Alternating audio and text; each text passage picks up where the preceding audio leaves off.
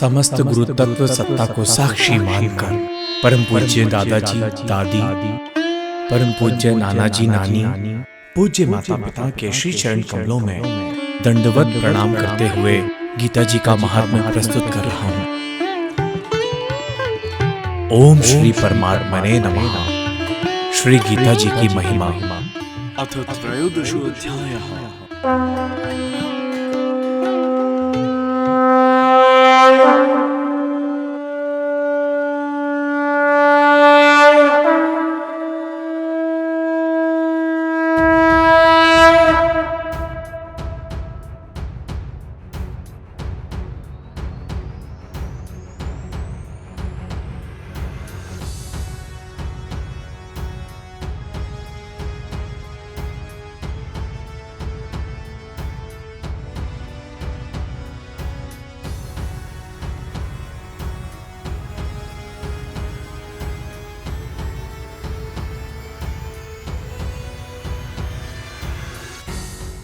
श्री भगवान बोले, हे अर्जुन, यह शरीर क्षेत्र इस नाम से कहा जाता है और इसको जो जानता है उसको क्षेत्रज्ञ इस नाम से उनके तत्व को जानने वाले ज्ञानी जन कहते हैं। हे अर्जुन, तू सब क्षेत्रों में क्षेत्रज्ञ अर्थात जीवात्मा भी मुझे ही जान और क्षेत्र क्षेत्रज्ञ को अर्थात विकार सहित प्रकृति का और पुरुष का जो तत्व से जानना है वह ज्ञान है, ऐसा मेरा मत है।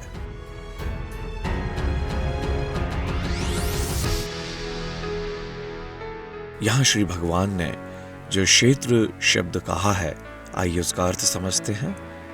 जैसे खेत में बोए हुए बीजों का उनके अनुरूप फल समय पर प्रकट होता है, वैसे ही इसमें बोए हुए कर्मों के संस्कार रूप बीजों का फल समय पर प्रकट होता है, इसलिए इसका नाम क्षेत्र ऐसा कहा है। वह क्षेत्र जो और जैसा है तथा जिन विकारों वाला है और जिस कारण से जो हुआ है तथा वह क्षेत्रज्ञ भी और जिस प्रभाव वाला है, वह सब संक्षेप में मुझसे सुन।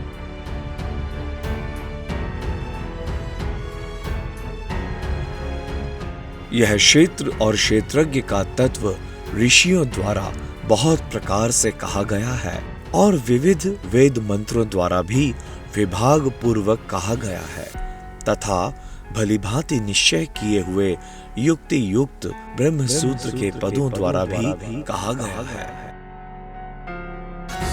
5 महाभूत, अहंकार, बुद्धि और मूल प्रकृति भी तथा 10 इंद्रियां, एक मन और 5 इंद्रियों के विषय अर्थात शब्द, स्पर्श, रूप, रस और गंध है तथा इच्छा, द्वेष, सुख दुख, स्थूल देह का पिंड चेतना और धृति, इस प्रकार विकारों के सहित यह क्षेत्र संक्षेप में कहा गया है।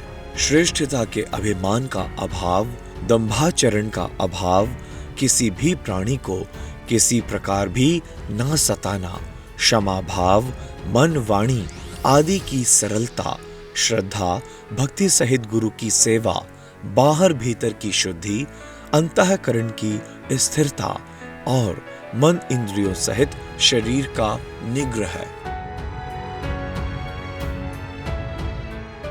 इस लोक और परलोक के संपूर्ण भोगों में आसक्ति का अभाव और अहंकार का भी अभाव, जन्म, मृत्यु और जरा और रोग आदि में दुख और दोषों का बार बार विचार करना। यहाँ श्री भगवान ने जो धृति शब्द का प्रयोग किया है उसका अर्थ है शरीर और अंतःकरण की एक प्रकार की चेतना शक्ति। फिर आगे भगवान ने भीतर की शुद्धि का प्रयोग किया है, जो कि पिछले अध्याय में भी उन्होंने शुद्धि का प्रयोग किया था। तो आइए इसको समझते हैं। 5वें श्लोक में कहा हुआ तो क्षेत्र का स्वरूप समझना चाहिए और इस श्लोक में कहे हुए इच्छादि क्षेत्रक विकार समझने चाहिए। आगे श्री भगवान कह रहे हैं कि सत्यता पूर्वक शुद्ध व्यवहार से द्रव्य की और उसके अन्न से, आहार की तथा यथा योग्य बर्ताव से, आचरण की और जल मृतिक आदि से शरीर की शुद्धि को बाहर की शुद्धि कहते हैं, तथा राग द्वेष और कपट आदि विकारों का नाश होकर अंतःकरण का स्वच्छ हो जाना भीतर की शुद्धि कही जाती है।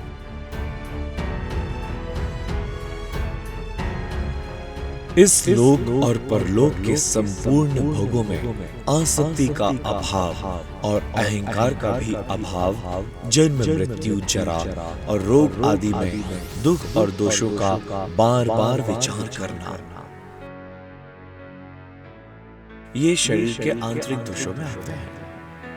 पुत्र, स्त्री, घर और धन आदि में आसक्ति का अभाव, ममता का न होना तथा प्रिय और अप्रिय की प्राप्ति में सदा ही चित्त का सम रहना, मुझ परमेश्वर में अनन्य योग के द्वारा अव्यभिचारिणी भक्ति तथा एकांत और शुद्ध देश में रहने का स्वभाव और विषयासक्त मनुष्यों के समुदाय में प्रेम का न होना।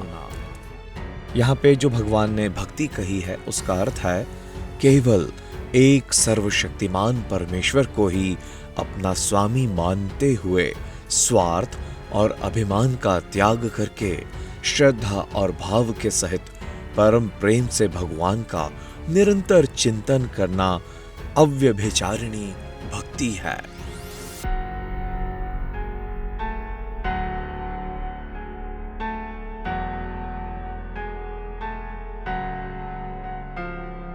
अध्यात्म ज्ञान में नित्य स्थिति और तत्व ज्ञान के अर्थ रूप परमात्मा को ही देखना, यह सब ज्ञान है, और जो इससे विपरीत है वह अज्ञान है, ऐसा कहा है।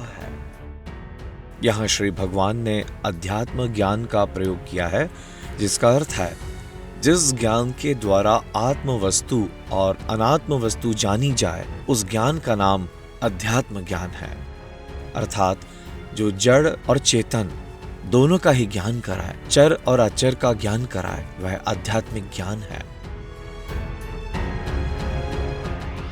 जो जानने योग्य है तथा जिसको जानकर मनुष्य परमानंद को प्राप्त होता है, उसको भली भांति कहूंगा, वह अनादि वाला पर ब्रह्म ना सत्य ही कहा जाता है, ना ही असत्य ही।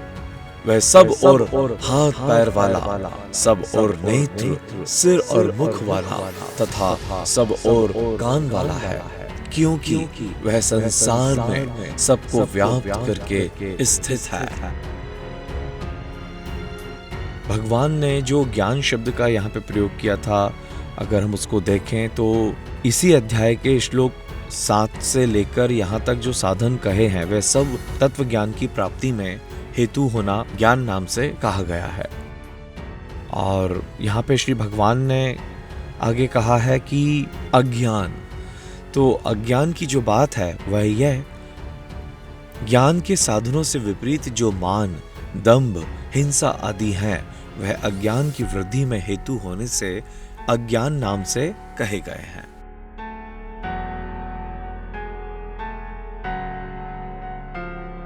वह संपूर्ण इंद्रियों के विषयों को जानने वाला है, परंतु वास्तव में सब इंद्रियों से रहित है तथा आसक्ति रहित होने पर भी सबका धारण पोषण करने वाला और निर्गुण होने पर भी गुणों को भोगने वाला है।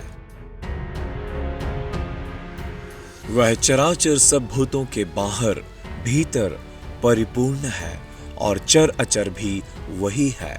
वह सूक्ष्म होने से अविज्ञेय है तथा अति समीप में और दूर में भी स्थित वही है। अब यहाँ पर जैसा हम देखें, श्री भगवान ने पहले कहा था स्थित है, तो स्थित है का अर्थ है आकाश जिस प्रकार वायु, अग्नि, जल और पृथ्वी का कारण रूप होने से उनको व्याप्त करके स्थित है, वैसे ही परमात्मा भी सबका कारण रूप होने से संपूर्ण चराचर जगत को व्याप्त करके स्थित है।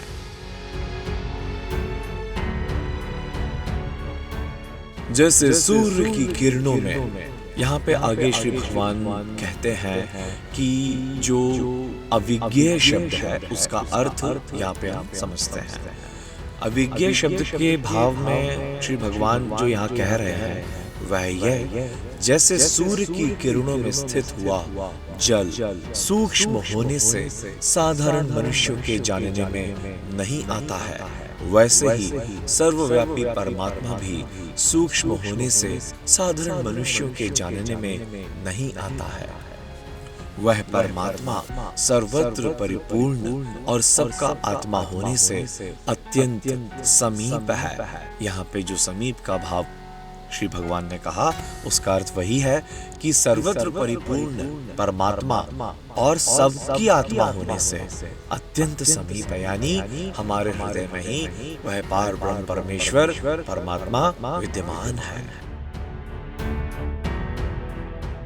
आगे श्री भगवान कहते हैं कि दूर में भी वही है, तो श्रद्धा रहित अज्ञानी पुरुषों के लिए ना जानने के कारण बहुत दूर है, अर्थात सामने परमात्मा उनके किसी न किसी रूप में अभिव्यक्त होगा, लेकिन ऐसे अज्ञानी और मूढ़ जन कहेंगे हम नहीं मानते, हम नहीं जानते, तो ये अज्ञानियों की बातें हैं।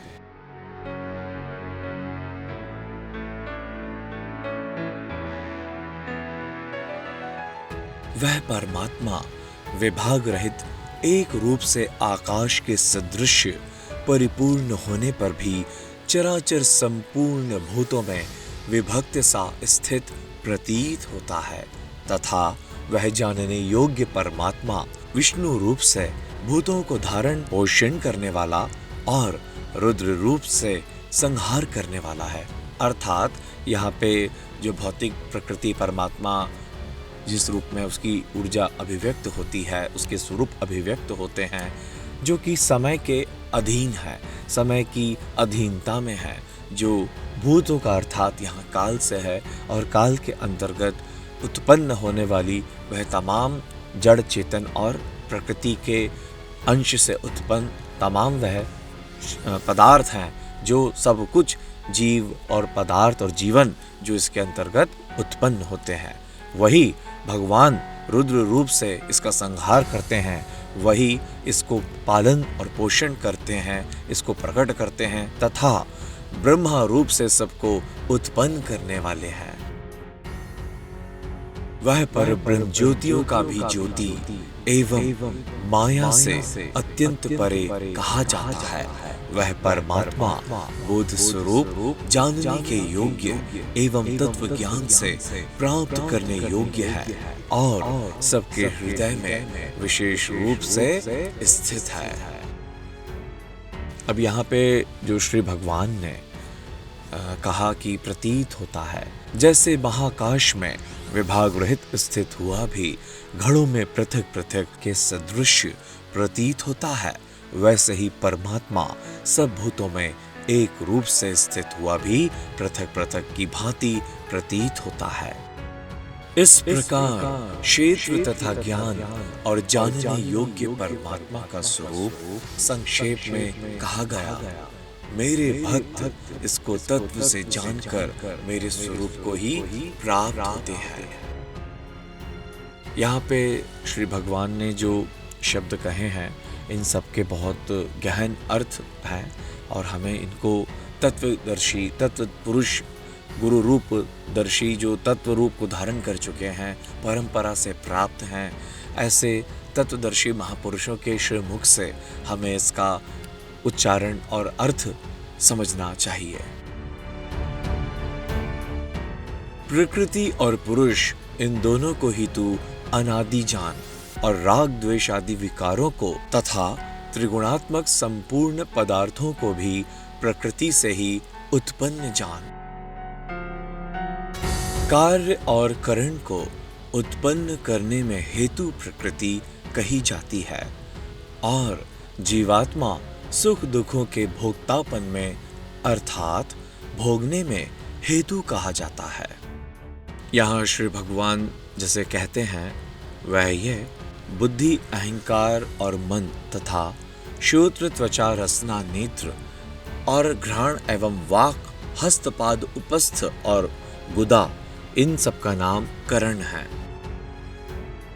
प्रकृति में स्थित ही पुरुष प्रकृति से उत्पन्न त्रिगुणात्मक पदार्थों को भोगता है और इन गुणों का संग ही इस जीवात्मा के अच्छी बुरी योनियों में जन्म लेने का कारण है। इस देह में स्थित यह आत्मा वास्तव में परमात्मा ही है। वह साक्षी होने से उपद्रष्टा और यथार्थ सम्मति देने वाला होने से अनुमंता, सबका धारण पोषण करने वाला होने से भर्ता, जीव रूप से भोक्ता, ब्रह्मा आदि का भी स्वामी होने से महेश्वर और शुद्ध सच्चिदानंद घन होने से परमात्मा ऐसा कहा गया है। यहाँ पे जो श्री भगवान ने पुनः एक शब्द कहा है का अर्थ क्या है प्रकृति में, और आगे कह रहे हैं है, तो समझने की बात है। प्रकृति शब्द का अर्थ गीता के अध्याय 7 एवं 14 में कही हुई भगवान की त्रिगुणमयी माया से समझना चाहिए।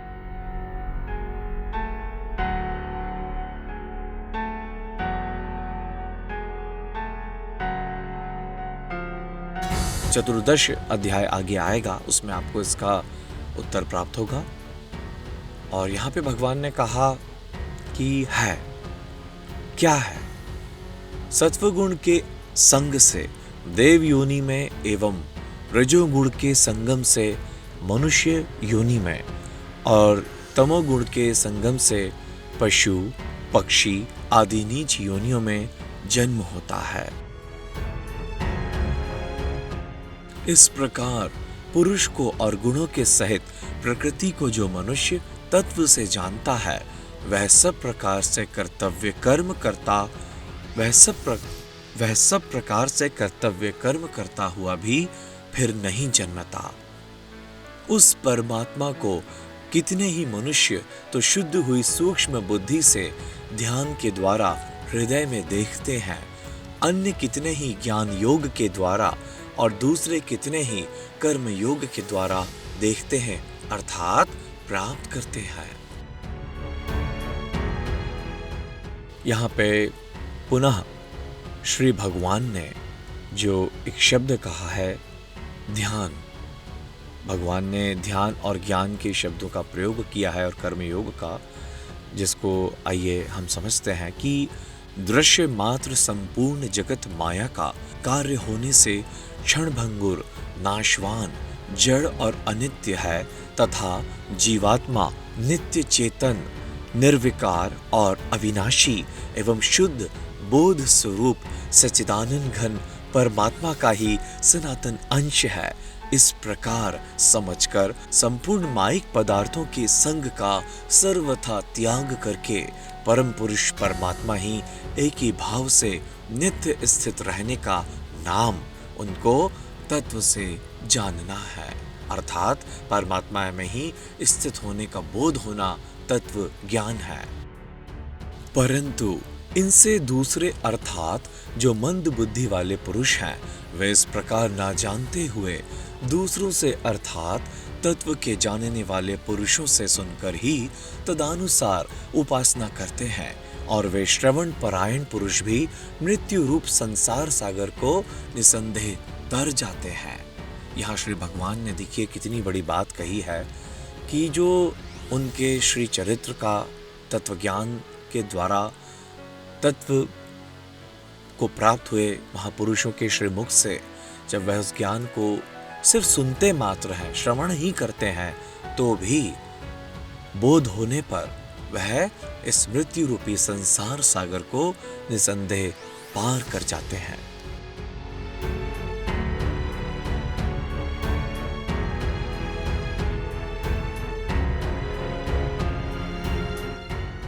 हे अर्जुन, यावन मात्र जितने भी स्थावर जंगम प्राणी होते हैं, अर्थात जितने भी स्थावर जंगम प्राणी उत्पन्न होते हैं, उन सबको तू क्षेत्र और क्षेत्रज्ञ के संयोग से ही उत्पन्न हुआ जा।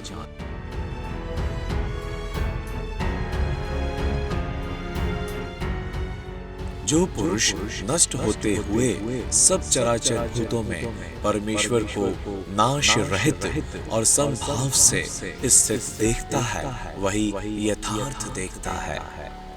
क्योंकि जो पुरुष सब में संभाव से स्थित परमेश्वर को समान देखता हुआ अपने द्वारा अपने को नष्ट नहीं करता, इससे वह परम गति को प्राप्त होता है।